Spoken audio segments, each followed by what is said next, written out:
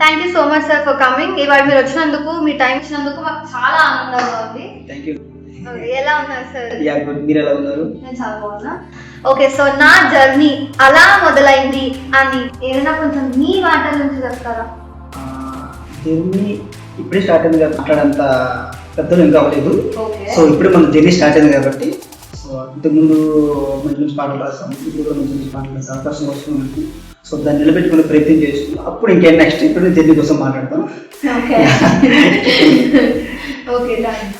So ఇండస్ట్రీలో మీకు opportunities రావడం అసలు ఎప్పుడు స్టార్ట్ అయ్యాయి? రావటం ప్రయత్నం చేస్తున్నప్పుడు అది ఆటోమేటిక్గా వస్తూ ఉంటుంది. కాకపోతే నేను ఈ మధ్యకాలంలో చాలా పాటలు రాశాను. సో నాకు గుర్తింపు తీసుకొచ్చిన పాటలు, ప్రజాదరణ పొందిన పాటలు అనేవి కొన్ని మాత్రమే ఉన్నాయి. సో నాకు ఊరి పేరు బయలుపోనంలో నా వల్ల కాదే బొమ్మ అనే పాట నేను ఉంటాను. సో ఆ పాట మనకి మంచి ఇప్పటికీ ఎప్పుడు మన ఎఫ్ఎంలో కావచ్చు, లేదంటే ఏదైనా స్కూల్ ప్రోగ్రాంలో కావచ్చు, ఏదైనా ఫంక్షన్స్ కావచ్చు, సో ఎక్కడైనా చోట మనం వింటూ ఉన్నాం. ఇప్పటికీ ఏమంటారు, ఆ పాట ఇంకా ముందుకు వెళ్తుంది, ఇంకా ప్రజాదరణ పొందడానికి ఇంకా వెళ్తూ ఉంది కాబట్టి చాలా హ్యాపీగా ఉంది. సో మీకు ఈ సాంగ్ హిట్ అవుతుంది అని మీకు ముందు అనిపించింది?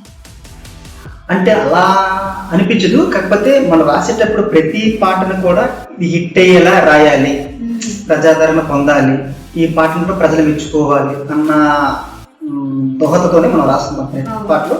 సో అందులో జనాలు ఏమి ఇప్పిస్తాయో ఏమి ఇప్పించాలో మనం చెప్పలేం కాబట్టి మనం వచ్చిన ప్రతి అవకాశాన్ని కూడా మనం సద్వినియోగం చేసుకోవడానికి ప్రయత్నిస్తూ ఒక హిట్ పాట రాయాలన్న కుతూహలంతో మనం రాస్తుంటాం కాబట్టి. ఓ వెన్నెల సాంగ్, హమ్మ హమ్మ సాంగ్ చాలా వైబ్ అవుతున్నాయి. ఇప్పటికీ అదే సాంగ్ ట్రెండ్ అవుతుంది.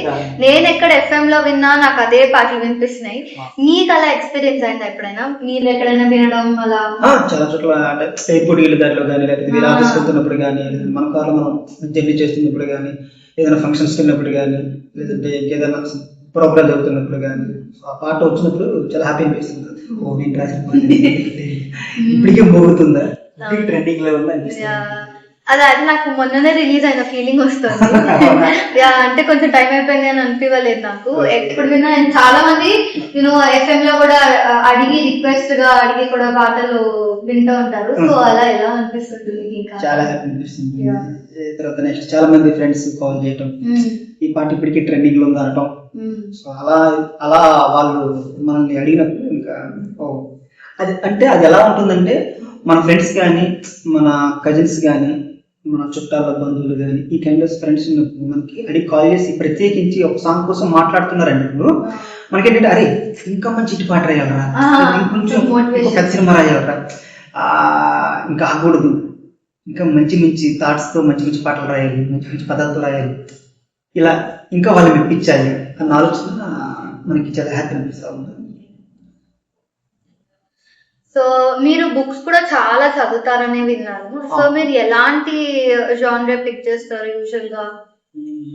పుస్తకాలు చదివేటప్పుడు, లేదంటే పుస్తకాలు చదివేవాడు ఎవరైనా సరే ఇలాంటి జానర్ చదవాలి, లేకపోతే ఈ జానర్ చదవాలి, లేకపోతే ఈ కైండ్ ఆఫ్ అలా ఎంచుకోకూడదు అని నా థాట్, నా థింకింగ్. ఎందుకంటే ఒక రైటర్ అయినా కాదు, ఎవరైనా పుస్తకాలు చదువుకోవాలనుకున్నప్పుడు, ఒక జ్ఞానాన్ని ఒక జ్ఞానాన్ని పొందాలనుకున్నప్పుడు ప్రతి పుస్తకం చదువుకుంటూ, అంటే మనకి ఎదురైన ప్రతి బుక్ చదువుకుంటూ వెళ్ళటమే. ఈ పుస్తకం చదవాలి, ప్రాక్టికల్ ఈ పుస్తకాలు చదవాలి అనేది కాకుండా, మనకి ఎదురైన ప్రతి పుస్తకాలు, లేదా మనం తెలుసుకున్న వాళ్ళు జీవిత చరిత్రలు, లేదనుకుంటే మనకి ఎవరైనా చెప్పినప్పుడు అన్న మీరు ఈ పుస్తకం చదువుతారా, సో నాకు ఆ పుస్తకం నాకు చెప్పండి. సో అలా అడిగి తెలుసుకోవటం, మనం చదువుకుంటూ పోవటం. ప్రత్యేకించి ఈ పుస్తకాలు అంటూ లిమిట్ లేదు నాకైతే. సో మీరు లేటెస్ట్ చదవాలి? లేటెస్ట్ అంటే చదువుతూ ఉంటాం, కానీ నాకు బాగా ఇష్టమైన పుస్తకాలు 1000 పడగలు చాలా బాగుంటుంది. రైటింగ్ చాలా అమేజింగ్ అనమాట. మన ఊహించు చాలా బాగుంటుంది రైటింగ్. బిస్మల్ సత్యనారాయణ గారు రాసిన పుస్తకం అది చాలా బాగుంటుంది. నెక్స్ట్ పిల్లల మరి పెనవేర భద్రుడు, మీరు వినే ఉంటారు పేరు తెలిసి. అతను కూడా శృంగార శాకుంతల విన పుస్తకం రాశారు, చాలా బాగుంటుంది పుస్తకం. ఇంకా చెప్పులు కూడా చాలా ఉన్నాయి. నెక్స్ట్ గురజాడ రచనల్లో నాకు బాగా ఇష్టమైన పుస్తకం కన్యాశుల్కం, చాలా చాలా బాగుంటుంది. అవును. అసలు మనం ఊహించు అలా కొంచెం ఉంటుంది very దాంట్లో చాలా పెద్ద simple గా. classic అది. చాలా బాగుంటుంది. నెక్స్ట్ మన దేవరకొండ బాలగంగాధర తిలకర్ గారు రాసిన పుస్తకం అమృతం కురిసిన రాత్రి. బేసిక్ గా టైటిల్ చూడండి ఎంత బాగుందో, అమృతం కురిసిన రాత్రి. అసలు ఫస్ట్ ఆ పుస్తకం నాకు ఒక అతను చెప్పినప్పుడు ఆ పేరు చెప్పంగానే ఆ పేరుకి నేను ఫిదా అయిపోయా. అమృతం కురిసిన రాత్రి. సో అదొకటి ఇట్లా చెప్పుకుంటే చాలా ఉన్నాయి పుస్తకాలు. తర్వాత రీసెంట్ గా అంటే ఆనంద నీలకంఠన్ అని ఒక అతను రాసిన పుస్తకం, అది అసురుడు అని చెప్పి పుస్తకం ఉంటుంది. అది అసలు వేరే లెవెల్ పుస్తకాలు. సో ఇట్లా చాలా ఉన్నాయి బుక్స్. యూజువల్లీ మీరు బుక్ సజెస్ట్ చేస్తారు సజెషన్ అంటే అదే మీకు సజెషన్ చేయాలి లేదా టిప్స్ ఏం చెప్పుకుంటూ పోవటమే. ఇది ఆ కుతూహలం ఉన్నవాళ్ళు, పుస్తకాలు బాగా చదవాలనుకున్న వాళ్ళు చెప్పుకుంటూ పోవటం, ఇదే చదవాలి లేకపోతే సజెషన్స్. అంటే నేను చదవా అండ్ మీరు చదవాలి, ఆ పర్స్పెక్టివ్ ని చూడాలి, చదవాలి, తెలుసుకోవాలి మీకైనా ఉండాలా? అది వాళ్ళ అభిప్రాయం పెట్టుకుంటుంది. వాళ్ళు చదువుకుంటూ పోతే అరే ఈ పుస్తకం బాగుంది, నేను ఇప్పుడు ఈ పుస్తకం చదివా, మీకు ఇప్పుడు ఈ 4-5 పేర్లు చెప్పే, ఎందుకంటే అవి నా బాగా కనెక్ట్ అయ్యాయి కదా. సో ఎవరికి ఏది కనెక్ట్ అవుతుందో మనం చెప్పలేదు. సో అలా చదువుకుంటూ పోతున్నప్పుడే వాళ్ళకి ఈ పుస్తకం కనెక్ట్ అయింది. ఇప్పుడు నేను మీకు 4 పేర్లు చెప్పాను, ఇంకా రేపు పొద్దున్న వాళ్ళకి ఎవరైనా క్వశ్చన్ చేశారు అనుకోండి, వాళ్ళు నచ్చిన పుస్తకాలు కొన్ని పేర్లు.